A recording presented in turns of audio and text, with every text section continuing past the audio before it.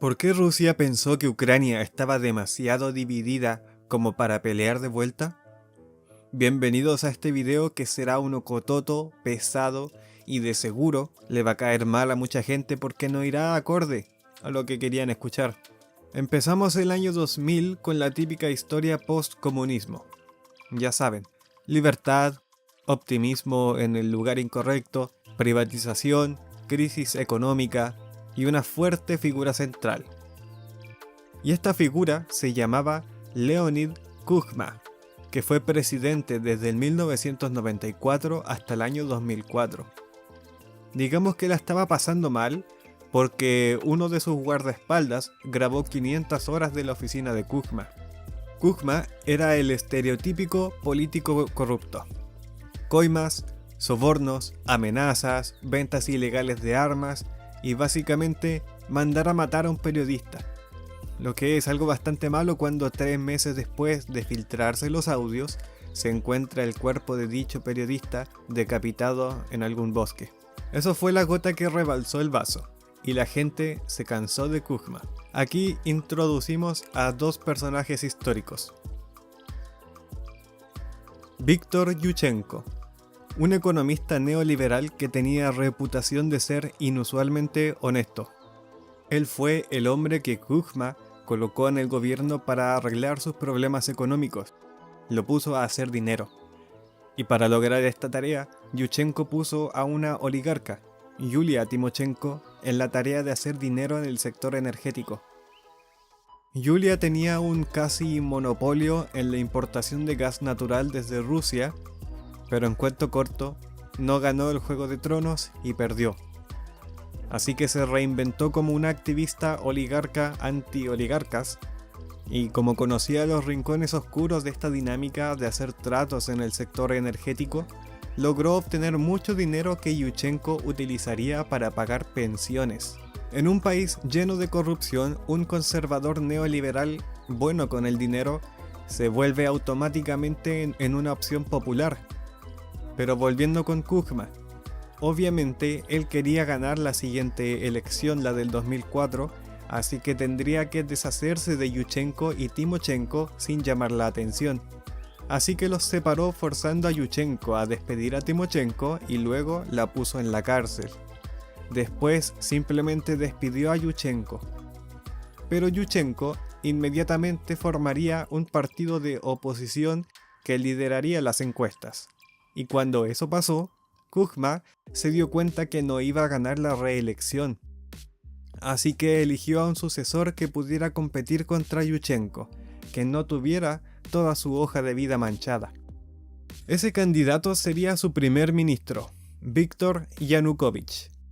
Pero Yanukovych no era un tipo simpático ni carismático, así que en vez de ganar la carrera con simpatía, quiso ganarla convirtiéndola en una guerra lingüística cultural.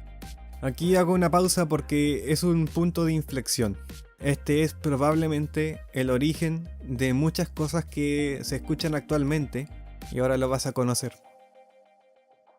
Yanukovych esparció rumores diciendo que Yushchenko, el candidato de oposición, iba a dividir al país a la mitad y vetar el idioma ruso y a la Iglesia Ortodoxa rusa, lo que nunca fue oficialmente la intención de Yushchenko o algún objetivo declarado de su partido. Seguramente has escuchado acerca de cómo Ucrania está dividida en ucranianos y rusos, y eso es parcialmente verdad, pero siempre está dicho de una forma maliciosa. En realidad casi todos en Ucrania hablan ruso y el 70% de los ucranianos hablan ucraniano. Ahora bien, cuando la gente dice rusos, rusos étnicos o rusos parlantes, se refieren al segmento de la población que no puede hablar ucraniano. Eso quiere decir que hay un 30% de la población que es ucraniana, pero no habla el idioma ucraniano, que es muy diferente a declarar que el 30% de la población ucraniana es en realidad rusa. Ojo que no estoy diciendo que en ese 30% no hayan descendientes de rusos, pero eso es como moler paja porque muchos rusos son descendientes de ucranianos y muchos rusos no tienen ascendencia directa con los moscovitas, ¿vale? Ese es otro tema. La verdadera división en Ucrania, la que nunca mencionan, es en realidad una tripartita entre los ucranianos étnicos nacionalistas en el lejano oeste geográfico del país, la clase media profesional en Kiev, que tiende a hablar ruso porque era necesario para avanzar en la burocracia soviética. Recuerden que tan solo 15 años antes Ucrania era parte de la Unión Soviética y este sector demográfico de adultos nacieron y crecieron en ese contexto, obviamente hablan ruso. Y el oriente geográfico ruso parlante, que previamente era el corazón industrial de la Unión Soviética. El primer grupo prefería a Timochenko, el segundo grupo a Viktor Yushchenko y el tercero a Yanukovych. Pero como los tres venían de la misma administración y tenían los mismos objetivos para el país, Yanukovych, al no ser popular, necesitaría una palanca más fuerte, un incentivo más poderoso para separar a Yushchenko de los votantes de oriente del país. El año 2004, terminando la guerra de Irak, la reputación global norteamericana estaría en uno de sus puntos más bajos, especialmente luego de ver que no habían razones consistentes para invadir. Y la esposa de Yushchenko era norteamericana, así que los medios de comunicación controlados por el gobierno insertaron la idea de que Yushchenko era un títere norteamericano para quitarle Ucrania a Rusia y meterlo en la OTAN. No tomen eso en el contexto actual, ¿ya? En esos tiempos, esa era una acusación bien rara y poco fundamentada, porque era el mismo Kuzma, el padre político de Yanukovych, quien desesperadamente quería entrar en la OTAN, llegando a enviar hasta 1000 soldados a Irak para caerle bien a George Bush. Pero Kuzma controlaba la televisión, así que esa fue la narrativa que quedó. Y la narrativa era de que Yushchenko era antirruso. Y esta narrativa atrajo, como efecto colateral, a la ultraderecha nacionalista ucraniana, al bando político de Yushchenko. Esto a su vez no le gustó al este del país, no tanto por una amenaza de violencia étnica, sino que el nacionalismo ucraniano se sentía más bien como un ataque a la identidad cultural. Obviamente para los políticos esta pseudo guerra cultural era solo una herramienta para tener más votantes, una mera farsa, típica de políticos que se abanderan con un grupo para obtener mayor masa de votantes a su favor.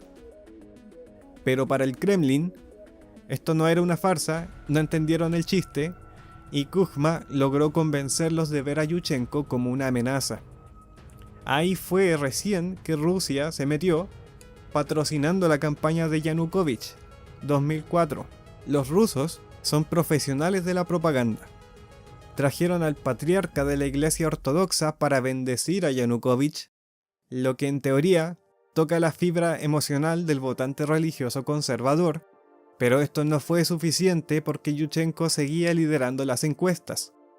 Cuando todo parecía fallar para detener a Yushchenko, simplemente intentaron asesinarlo con veneno. Véanle la cara. Pero sobrevivió. Así que simplemente arreglaron la elección y ponele que fue demasiado obvio, y eso generó la Revolución Naranja.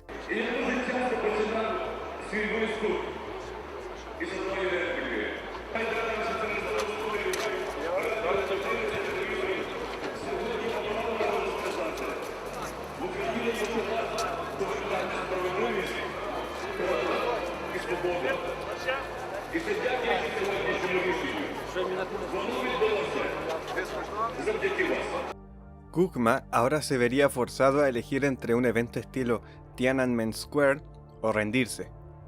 Se rindió y se celebró una nueva elección donde Yushchenko sí ganó la elección y Yulia Timochenko fue asignada como su primer ministro. Pero Ucrania no dejó de ser una oligarquía y de hecho no existe un solo tipo de oligarquía. Se dice que Estados Unidos es una oligarquía porque sencillamente la brecha económica entre las clases sociales es demasiado grande. Y porque las campañas políticas pueden ser financiadas por cualquiera y obviamente las van a financiar los que tienen mucho dinero e intereses de por medio. Pero, en Ucrania, la oligarquía es algo literal. Todo el que se haga rico se hace político y eso es por una estúpida idea llamada privilegio parlamentario, en el que si tienes una silla en el parlamento no te pueden investigar o acusar de un crimen a menos que el resto del parlamento acceda a quitarte tu privilegio. Se imaginarán el mundo de oportunidades de corrupción que esto significa. Pero en Ucrania no hay solidaridad entre oligarcas, más que nada porque representan a diferentes sectores de la economía y vienen de diferentes partes del país, y regularmente se atacan entre sí en el parlamento.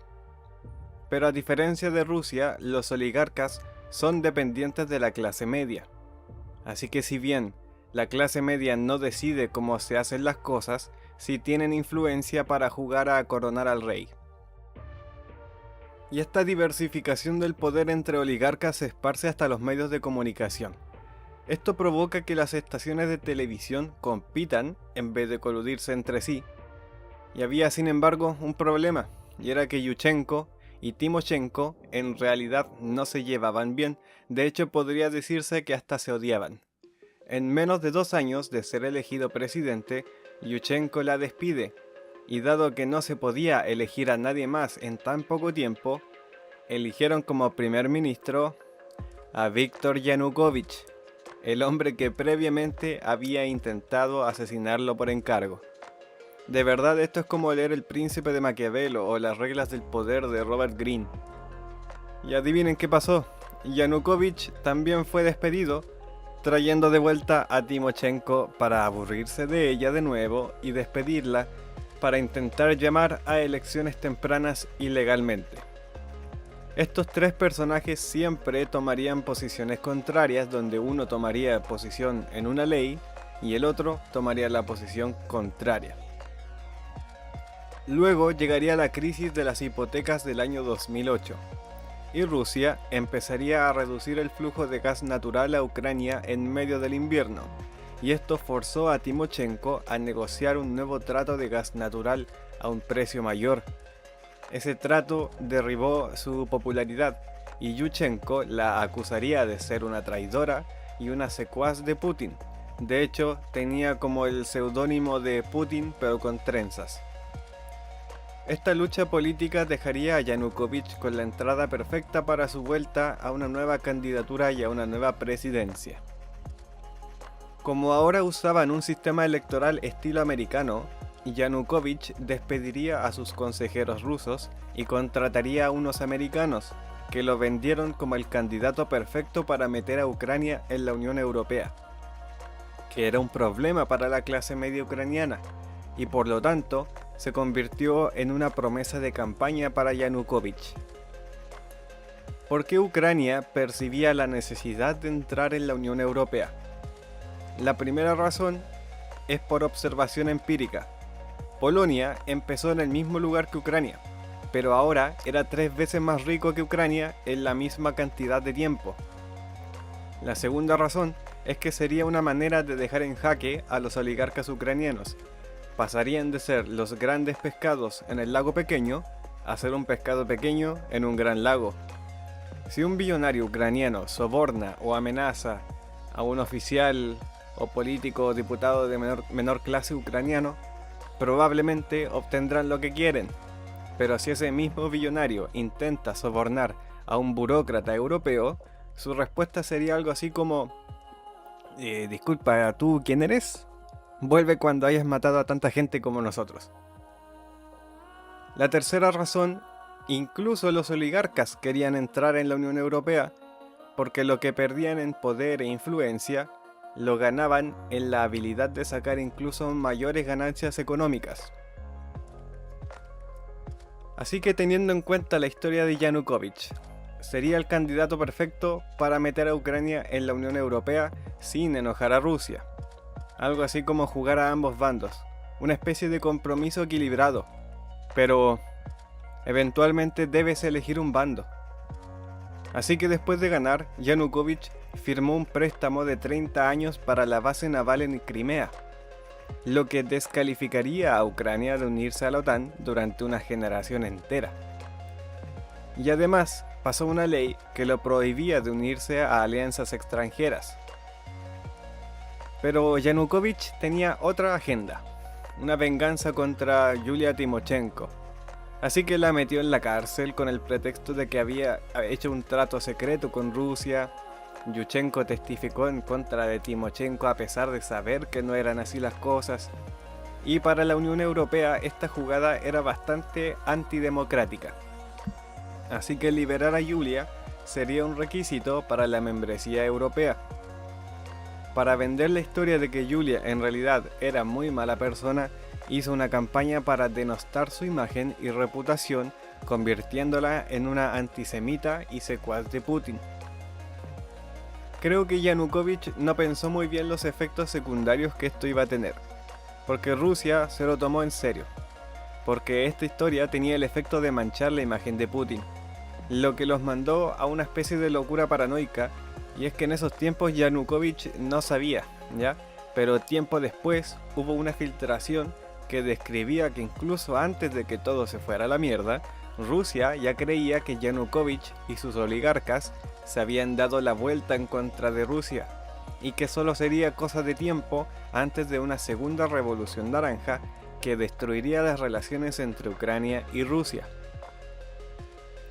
Como Yanukovych no tenía idea de esto, siguió cortejando a la corte europea, y parecía que estaba haciendo progreso. Hasta que en el año 2013, Rusia decide de repente sancionar económicamente a Ucrania, y lo seguirán haciendo hasta que dejaran de negociar con la Unión Europea. Norteamérica y la Unión Europea trataron el asunto como si no fuese nada grave, mientras que Rusia lo trató como una crisis existencial. Así que Yanukovych dice algo así como esto debe ser un malentendido dado que yo ya arreglé lo del tema de la OTAN, así que voy a ir a tranquilizar a Putin. Los dos se reúnen y se desconoce de qué hablaron. Pero sospechosamente después de esta reunión, Yanukovych va donde la Unión Europea y pide una gran cantidad de dinero al Fondo Monetario Internacional, con un motivo bastante difuso, como que había bajado la producción industrial, nada realmente concreto. A lo que la Unión Europea responde con que se vaya a tomar por culo y Yanukovych vuelve a la casa con las manos vacías. Este fracaso no sería algo menor, porque esa era su promesa de campaña principal. Y esto nos lleva al Euromaidán. Originalmente el Euromaidán se parte de esos sectores políticos que ya odiaban a Yanukovych, pero la represión policial fue tan excesiva que esparció aún más la protesta en vez de apagarla, y pronto los líderes de los tres partidos de oposición se posicionaron como líderes del movimiento. Uno de ellos sería Arsen Yatsenyuk, un tecnócrata que tomaría el liderazgo del partido de Yulia Timoshenko.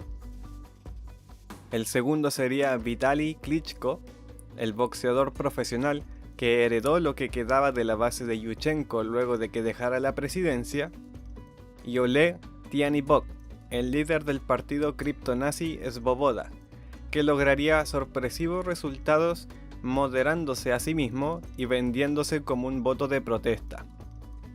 También su popularidad creció gracias a toda la publicidad que provino del partido de Yanukovych, con la esperanza de tener que enfrentarlo a él en las elecciones en vez de a un oponente más formidable. Sería más fácil vencerlo acusándolo de nazi que al resto de denominaciones políticas, por ejemplo. El Euromaidán creció. Yanukovych se asustó. Así que anunció un proyecto de ley antiprotesta tan vago que podía criminalizar casi cualquier cosa. Y eso asustó a todos en Ucrania. La protesta se movió al sur y oriente de Ucrania, los oblasts que más habían votado por Yanukovych. Listo para ser destronado, Yanukovych no tuvo otra opción que empezar a negociar. Rusia tomó esto como un ¡ajá!, una señal de que tenían razón acerca de Yanukovych, los iban a traicionar, especialmente después de ver que la embajada americana estaba arbitrando las negociaciones. Así que Rusia presiona a Yanukovych para no negociar y a cambio terminar las protestas con fuerza sobrecogedora al más puro estilo ruso y CCCP. Yanukovych estaba atrapado entre la espada y la pared. Poco después, la noche del 19 de febrero, empezarían los disparos y la muerte de más de 60 manifestantes por armas de fuego. Este era un caldo de cultivo perfecto para una guerra civil. Yanukovych, igual que Kuchma en su tiempo, se dio cuenta que tendría que negociar un trato o empezar una guerra civil. Así que la oposición empezó a formar un nuevo gobierno unificado. Yanukovych permanecería como presidente.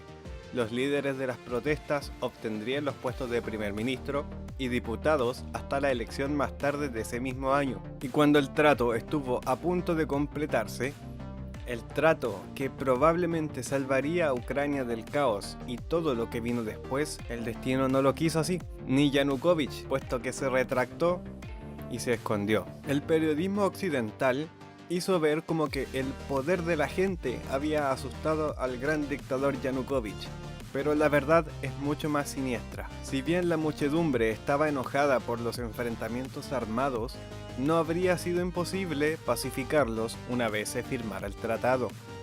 Pero uno de los anexos del tratado decía que tenía que haber una investigación acerca de quién le disparó a quién el 20 de febrero.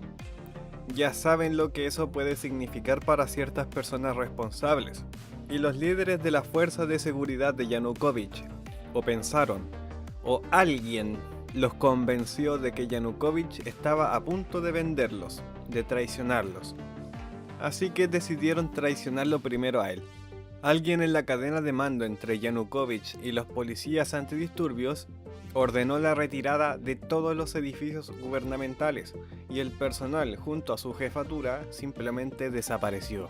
Esta misma gente volvería a aparecer unas semanas después en Rusia o en Crimea, que ya estaba en proceso de ser invadida. Ahora no había nadie entre Yanukovych y los protestantes excepto las milicias de ultraderecha que estaban actuando como fuerzas de seguridad, lo que significa que Yanukovych tendría que renegociar su resignación sin una pizca de palanca para negociar o simplemente escapar en helicóptero.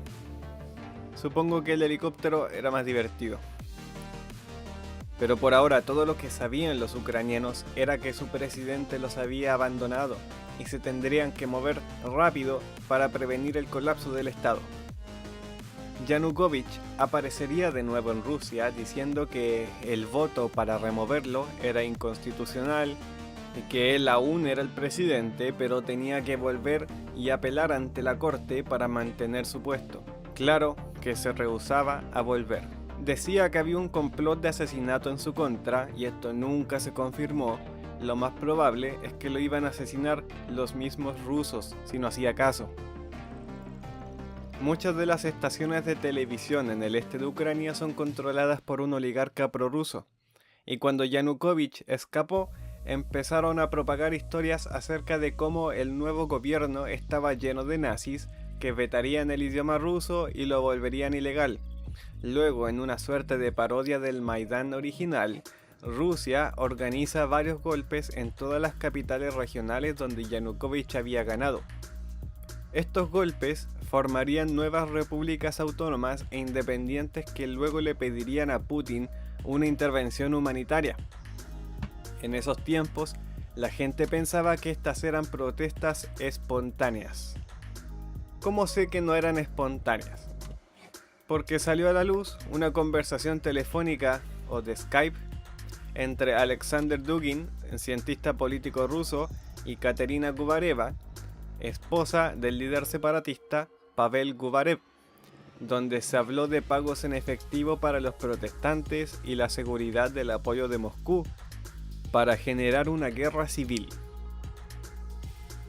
Las protestas no funcionaron porque resulta que no puedes sostener una revolución con 200 matones pagados, excepto por Crimea, porque en Crimea tuvieron ayuda. Unidades Spetsnaz sin insignia simplemente llegaron a la ciudad, marcharon, desarmaron a la policía y pusieron a la instalación militar local bajo asedio. Llegado a ese punto se llamó a un referendo por autonomía moral, pero ese referéndum fue inmediatamente cancelado y reemplazado por uno nuevo para unirse a Rusia en 2 semanas, y 2 semanas después, el voto de unirse a Rusia ganó el 95% del voto con el 90% de los votantes, lo que es un gran logro considerando que solo el 60% de la población era étnicamente rusa. Pero a ojos internacionales el referéndum es ilegal porque viola la constitución ucraniana y además se hizo con las tropas in situ.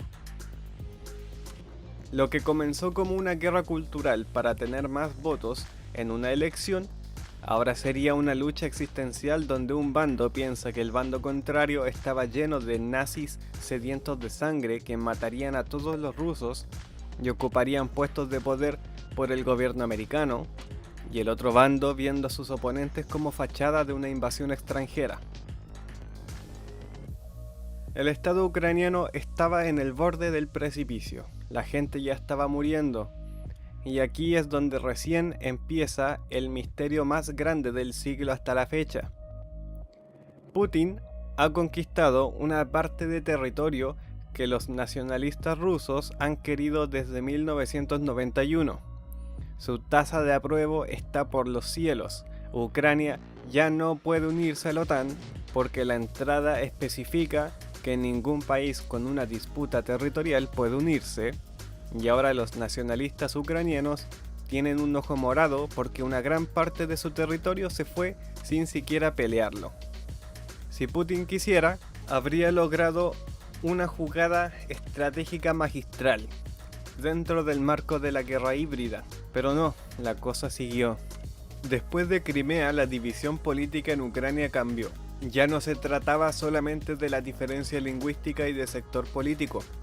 Ahora habría una diferencia generacional entre la gente joven y la gente vieja, porque la gente joven estaba obteniendo sus noticias del Maidán a través de sus amigos o el internet, pero la gente más vieja la estaba obteniendo de la televisión por cable, que como ya vimos, estaba controlada por oligarcas con afiliaciones siempre más cercanas a la zona geográfica. O sea que lo que se viera en la tele en el Donetsk iba a ser lo opuesto a lo que se veía en Kiev.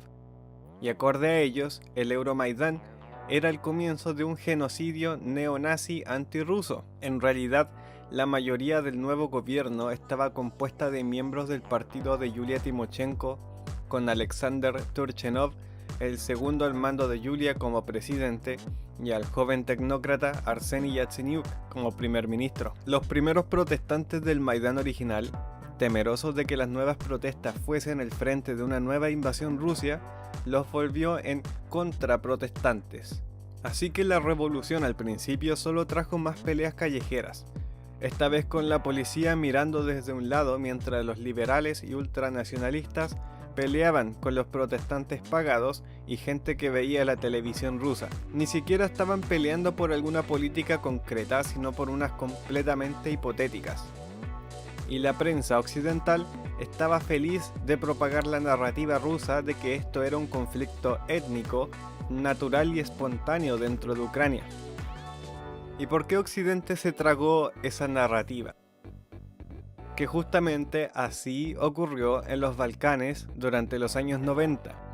Serbia, Yugoslavia, todo eso. Y esa fue la última vez que la prensa occidental prestó atención a Europa Oriental. Pero esto no fue suficiente para caer en una guerra civil. Rusia necesitaría darle a Ucrania otro empujón y para propósitos de negación plausible tendrían que externalizarlo a un actor. Así que nació un plan. El término filibustero comenzó a usarse a partir de la segunda mitad del siglo XIX para referirse a hombres que iniciaban guerras con ejércitos privados sin autorización oficial de un gobierno legítimo, como William Walker o Narciso López. Pero ¿quién estaría dispuesto a meterse en esta clase de embrollo? ¿Qué clase de persona lideraría voluntariamente esta operación especial? Igor, alias Strelkov Girkin, era un coronel del GRU que fue voluntario en Transnistria, luchó con los bosnios serbios en Vichograd, se empapó las manos en ambas guerras chechenas y luchó en la invasión a Georgia. Un hombre que quiere devolver a Rusia a los tiempos del zar y convertirla en una monarquía imperial. Su plan fue elegante, digno de una película de espías. Consistía en que fuerzas especiales comandadas por él lanzarían asaltos y redadas a objetivos políticos importantes en las ciudades del Donbass. Tomarían rehenes y antes de salir el sol cambiarían lugares con gente prorrusa del Donbass, los separatistas, que pretenderían haber sido los agentes causantes de estos eventos, justo a tiempo para que aparecieran los periodistas. Luego de unos días de caos causado por los ocupantes, Rusia aparecería para salvar el día y enviar a su ejército para anexar el Donbass. Hubieron otros grupos organizados pequeños que capturaron algunos edificios en ciudades grandes, en Donetsk y en Mariupol. Pero como no estaban bien armados, simplemente fueron ignorados. La vida continuó de forma normal mientras esperaba por alguna clase de solución a este conflicto. Girkin, por otro lado, había capturado un pueblo entero llamado Sloviansk. Este no sería importante si Rusia simplemente invadía, pero a cambio el ejército ruso solo posó en la frontera y esperó y esperó. El ejército ucraniano esperó también, porque eran apenas funcionales y temían que una represión provocara una invasión rusa. Esto creó un problema para Sloviansk, porque el pueblo ahora estaba bajo control de una compañía de hombres sin autorización, sin experiencia administrativa, sin preparación y sin organización. Sloviansk estaba bajo ley marcial por militares sin cadena de mando. Una de las primeras cosas que hizo Girkin fue poner en su lugar a un alcalde popular. El alcalde real fue encerrado en un sótano. La primera orden del alcalde del pueblo: el saqueo de la población romaní local. Luego puso una advertencia diciéndole a la gente que reporten actividad sospechosa. Actividades como hablar ucraniano. La gente empezó a desaparecer en controles de carretera, incluyendo periodistas y observadores internacionales. Algunos de ellos fueron soltados. Otros, como un concejal de la oposición, fueron descubiertos flotando en el río más cercano, destripado y torturado. Esto desató la furia de Ucrania Occidental, pero nadie de las ciudades ocupadas del Donbass escuchó acerca de esto. La primera cosa que hicieron los rusos después de tomar un asentamiento era ir por las antenas de televisión. Una suerte de cortina de fotones había caído entre el este y el oeste, con diferentes realidades creadas por diferentes canales de televisión.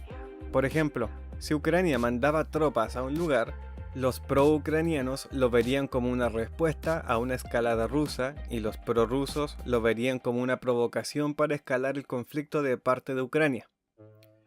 Y esa diferencia en percepción se volvería cada vez más importante, y un componente fundamental de la guerra híbrida conducida por Rusia.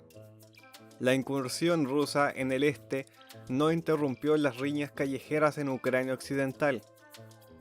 En Odessa, estas peleas escalaron en un tiroteo que mató a 6 protestantes pro-ucranianos. El bando pro-ucraniano respondió marchando al campamento prorruso para quemarlo, y el lado prorruso se atrincheró en el edificio del lado, y ambos grupos empezaron a dispararse y a lanzarse cóctel Molotov. Se generó un incendio que mató a 42 personas. En ese tiempo no se sabía cómo fue que sucedieron realmente las cosas, pero después se supo que fue un accidente de combustión y ninguno de los dos bandos era realmente responsable o tenía la intención de que ocurriera una tragedia de esta magnitud. Pero la televisión rusa, RT, inventó totalmente lo sucedido. Todo lo que dijeron, todo es falso. Dejaron como responsable a los oligarcas, a los nazis, al Mossad, a la CIA, al MI6 británico y de paso al espíritu de Hitler.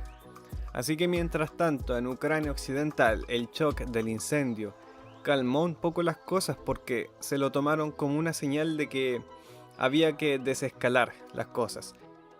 En Oriente, el incendio fue usado para convencer a un gran sector de la población de que el conflicto era existencial. Así que Ucrania centró su atención en la elección venidera en mayo 25 y los separatistas comenzaron una masiva campaña de reclutamiento, y no solo a los locales ucranianos, sino que a los partidos neonazis rusos, batallones bolcheviques y varios grupos extremistas provenientes de Rusia. Entonces Ucrania eligió a un nuevo presidente el año 2014, Petro Poroshenko. Ahora con mayor legitimidad, el gobierno ucraniano se sintió lo suficientemente confiado para recuperar el este a la fuerza. Pero como los separatistas tenían un casi infinito suministro de misiles antitanque, comillas, capturados, y comillas, misiles antiaéreos capturados, la batalla sería lenta y pesada en artillería.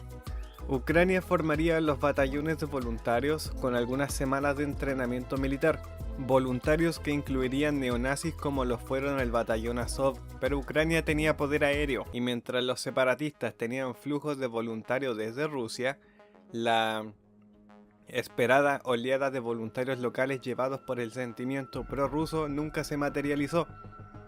Girkin no podía sostener Sloviansk, así que anunció un ultimátum al Kremlin. Envíen ayuda, les dijo, pero Moscú estaba en silencio, así que Girkin tomó a sus tropas y se fue.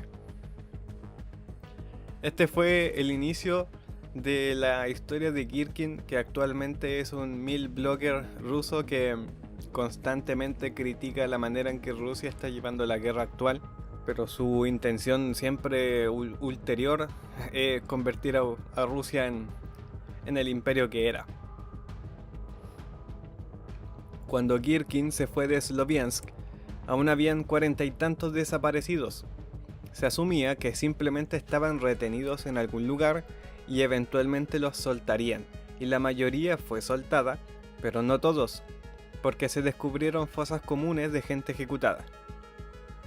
En otra tangente, la población de Sloviansk no estaba interesada en la manera rusa de hacer las cosas o la federalización, simplemente intuían que Rusia iba a invadir y preferían apoyar al bando ganador. Una vez que Ucrania recuperó Sloviansk, temían un genocidio étnico que nunca ocurrió, y se dieron cuenta de que las razones de esta guerra quizás no eran tan existenciales como se suponía, quizás fue todo una farsa. Ojo que llegado a este punto, Rusia aún podía retirarse, pagando con una pequeña moneda de vergüenza. Solo tenían que ordenarle a sus agentes que volvieran a casa y negar que estuvieran siquiera involucrados. Y en vez de eso, escalaron de nuevo. El 11 de julio, el ejército ruso lanzó un ataque de artillería sorpresa en bases ucranianas desde territorio ruso. Cuando eso no bastó para dar vuelta a la tortilla, le dieron a los rebeldes sistemas antiaéreos más avanzados y probablemente les suene esta parte de la historia. Там что, еще один раз самолет, что ли?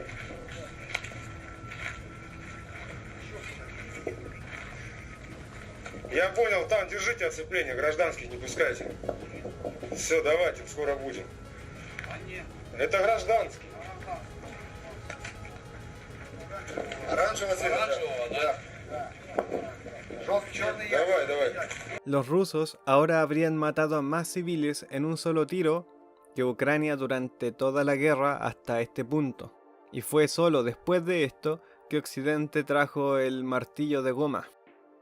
Obama había respondido a la anexión de Crimea con sanciones simbólicas personales. Ahora la Unión Europea y Norteamérica estaban sancionando a grandes compañías rusas. Así que Rusia, con el lodo ahora un poco más arriba de las rodillas, decide lanzar una invasión real a Ucrania. Avanzaron hasta rodear a una gran parte de las fuerzas ucranianas. Les prometen que los van a dejar retirarse a través de un corredor humanitario, pero luego se arrepienten y los matan a todos. Pero lo más extraño de todo esto es que en ese tiempo nadie se dio cuenta, y Rusia negaba haber invadido y todo el mundo eligió creerles. Luego, cuando salieron las fotos en redes sociales, porque los soldados en tiempos modernos tienden a subir todo en Facebook, en Instagram o en TikTok, las selfies que se sacaban los soldados, las imágenes satelitales y los prisioneros de guerra, aún así, Rusia lo negó, dijo que eran voluntarios. ¿Por qué Rusia negaba? Porque pensaban que iba a ser fácil callar a un par de decenas de familias acerca de sus padres, esposos, hijos muertos en batalla, pero más de 100 murieron en el primer mes, y por muy poderosa que sea la maquinaria de propaganda rusa, no podían simplemente joder a su sector más nacionalista. Así que para resolver esta paradoja eligieron radicalizar y potenciar el conflicto. Los medios independientes fueron cerrados y los medios oficiales se desataron. Las organizaciones de viudas de guerra fueron cerradas. El gobierno empezó a reescribir la historia. Rusia empezó a transformar su régimen híbrido en uno totalitario. Pero nada de esto ayudaría si los soldados seguían volviendo en bolsas. Así que Rusia tenía que negociar, y Ucrania tenía que negociar porque estaba indefensa y a las suyas. Nadie les estaba mandando equipo militar durante este tiempo, así que Rusia acordó sacar a sus tropas del país si a cambio Ucrania le daba al este más autonomía, y ambos bandos sacarían su artillería de las fronteras. Y aquí Rusia de nuevo pudo haberse detenido. Ya tenía estados marioneta en territorios ocupados, además de todo lo que había sacado antes. Le había mostrado a Ucrania quién es el jefe, demostrando que Estados Unidos no los iba a salvar.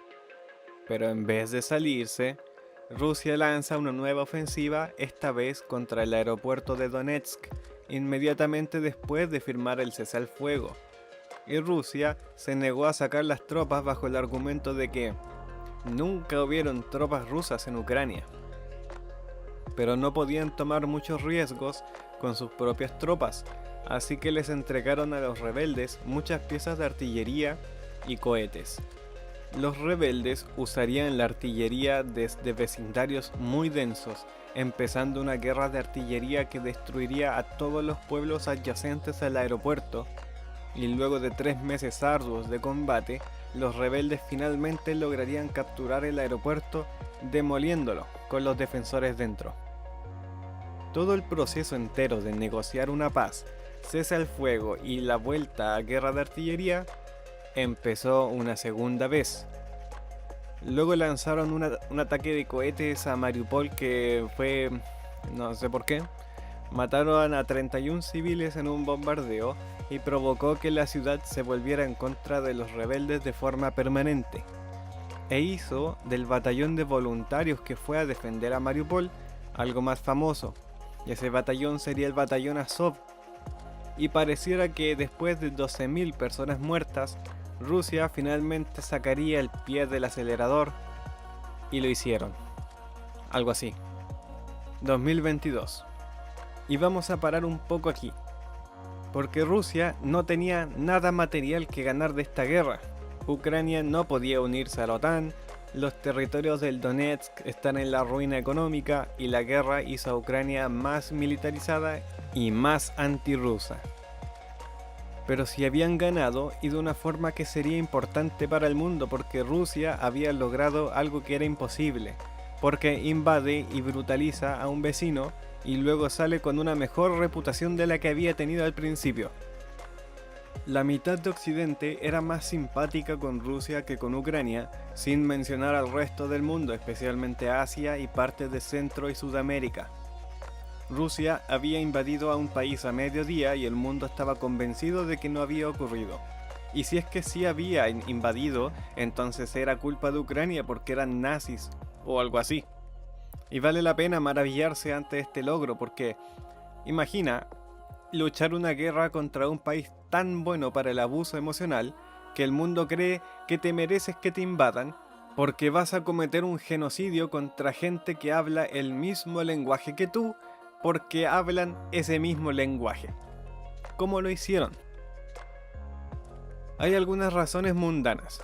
El ataque a Ucrania ocurrió al mismo tiempo que la insurgencia de ISIS. El mes que se capturó a Sloviansk fue el mes que ISIS capturó a Mosul, y la semana que Rusia invadió físicamente fue la semana donde mostraron la decapitación de James Foley. Tampoco había mucho esfuerzo de Occidente para empujar de vuelta a Rusia, ya que estaban convencidos de que esta era una situación que necesitaba ser solamente desescalada. Y también está la manera en que Rusia se condujo, etiquetado como guerra híbrida. La guerra híbrida es un tipo de guerra que combina la convencional con el terrorismo, la guerra cibernética, propaganda, entre otras cosas. La guerra en Ucrania ciertamente tuvo terrorismo, bombardearon decenas de objetivos civiles en Ucrania occidental al mismo tiempo que la guerra convencional, y luego esa campaña se expandió a territorio de la OTAN y ciertamente involucró la guerra cibernética atacando redes de energía y hackeando sitios web. Pero el efecto fue marginal de la guerra cibernética en el resultado final. Pero la manera en que se distorsiona el tiempo permite hacer unos trucos como los de, por ejemplo, retrasar la salida de algunas noticias en Occidente para acomodarlas después de otras que ocurrieron días después, generando una suerte de fenómeno causa-efecto virtual. Una cosa bastante maestra. O sea, imagínense, están las protestas que, por darles una línea de tiempo, ya tenemos protestas que son pro-rusas que ocurrieron el día 1. En el día 3 aparecen las protestas pro-ucranianas. En el día 4 aparece el enfrentamiento. Y en el día 5 ocurre el incendio. Nosotros podemos cambiar el orden de esos eventos en base a cómo dejamos que salgan en las fechas modificadas para toda la prensa que está afuera del país. Y de esa manera podemos tejer una narrativa completamente diferente, y eso fue lo que hizo Rusia de una manera excepcional. Pero el tema de la guerra híbrida lo voy a tocar en otro video, porque es una brutal máquina que por sí sola se merece un video dedicado. ¿Pero por qué? ¿Qué imaginaba Putin que iba a ganar empezando esta guerra? Es fácil olvidarlo hoy en día, viendo cómo Rusia a duras penas se sostiene en avances que van más lento que literalmente un caracol. Literalmente van más lento que un caracol. Y esta se supone que iba a ser la parte fácil. La de la guerra convencional iba a ser la parte fácil. Incluso si Rusia obtenía su victoria de 3 días en la guerra convencional, había un desafío incluso más grande ahí en la meta. Se instalaban un gobierno títere y se iban, inmediatamente iba a ser reemplazado. Si se quedaban, iban a tener que afrontar una insurgencia, y si se detenían a conquistar la mitad del país, entonces tendrían que defender 500 millas de frontera. ¿Cuál era el plan? Deben haber cientos de teorías, pero sí llama la atención de que Putin piense que la disolución de la Unión Soviética fue la peor catástrofe geopolítica del siglo XX. Ni siquiera pensemos en la Segunda Guerra Mundial, eso no fue una catástrofe en comparación con la caída de la Unión Soviética. Pero ni siquiera Putin se decide por una historia cohesiva, porque un día dice que tiene que resolver la imaginaria crisis humanitaria en Donetsk, y al otro día escribe ensayos de 7000 palabras de cómo Ucrania y Rusia están unidos espiritualmente. ¿Y qué pasa con la ciudadanía rusa? ¿Por qué siguen la corriente? Las teorías dicen que están completamente lavados del cerebro con propaganda, que son orcos, y no es difícil sentir que todas las teorías dejan mucho que desear. Sin embargo, hay una teoría que se debe desenmascarar porque es específica y cuando es intuitiva, y cuando la repites suenas como si fueras un magno estratega geopolítico Big Brain. Y es la teoría de que Rusia actúa preventivamente en defensa propia contra la agresión americana basado en la decisión de Norteamérica de expandir la OTAN a Europa Oriental, incluyendo potencialmente a Ucrania. Para los que no saben, la OTAN es un pacto de defensa mutua. Si un país es atacado, todos los demás países en la OTAN están obligados a defenderlo. Pero si un país de la OTAN decide atacar, ninguno de los miembros está obligado a acompañarlo. O no se preguntan por qué Francia no participó en la guerra de Irak 2003, pero sí en la del año 91.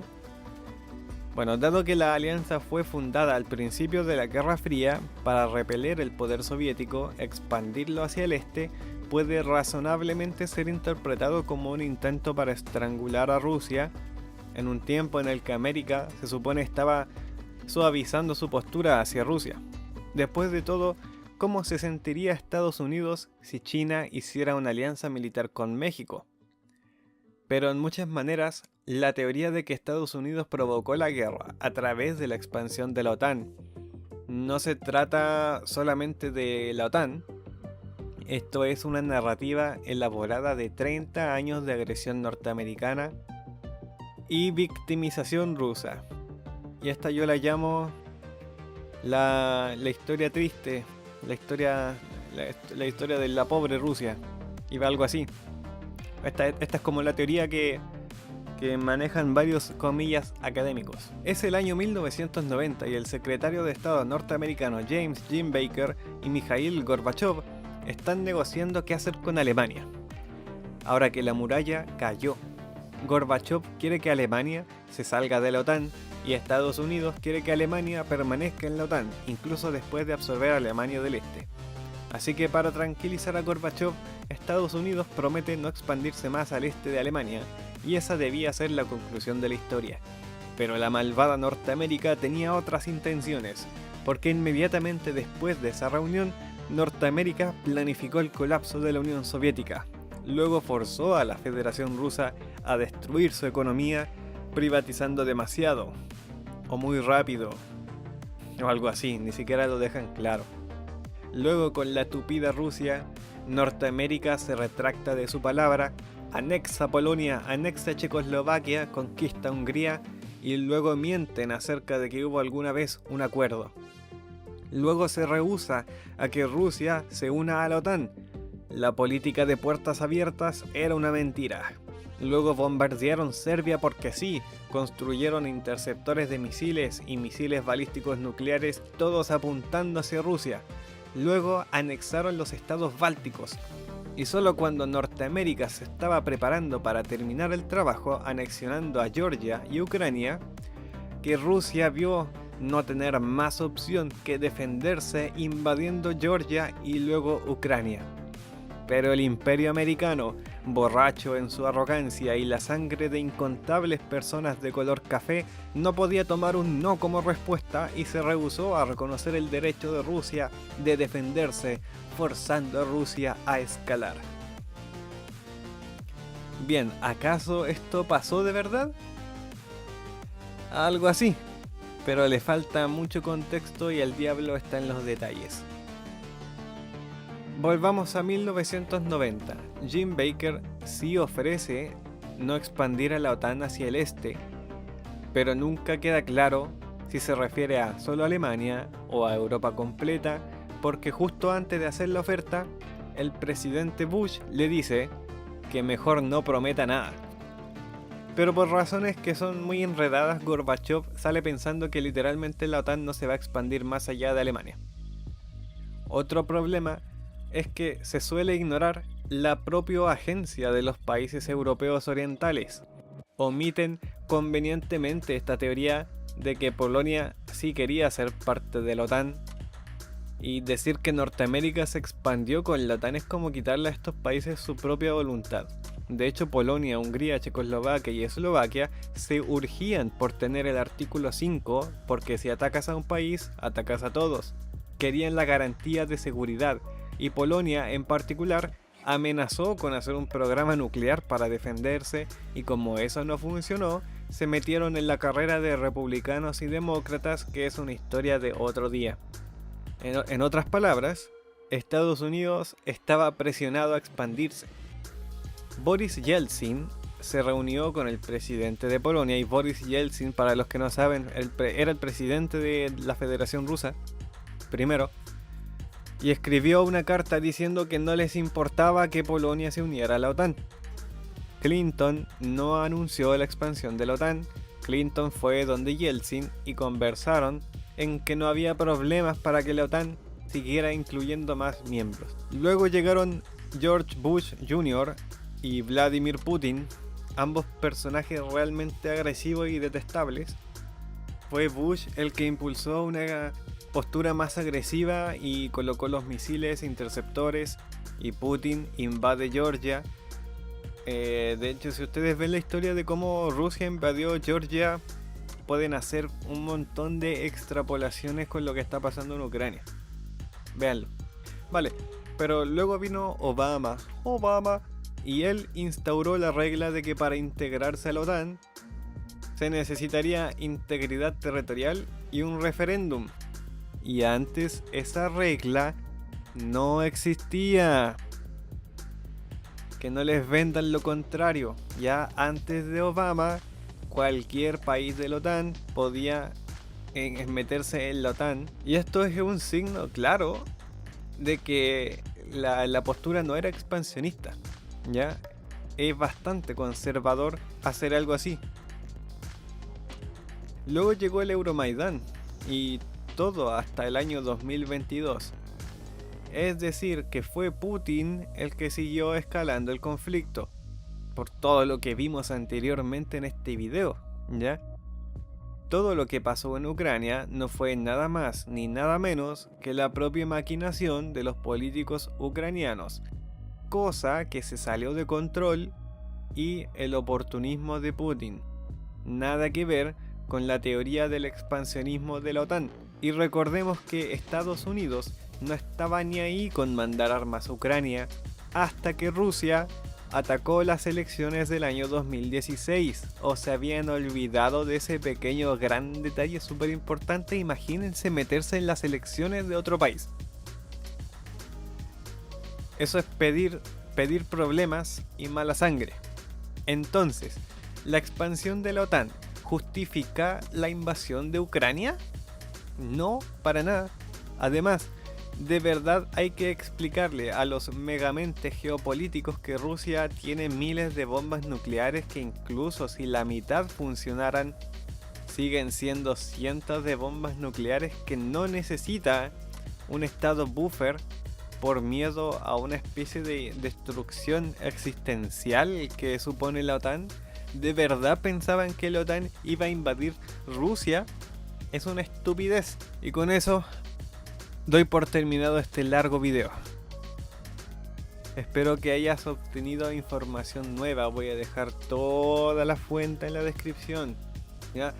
Si quieres, léela todo uno por uno. No sé cómo le va a ir a este video, porque sencillamente veamos qué pasa.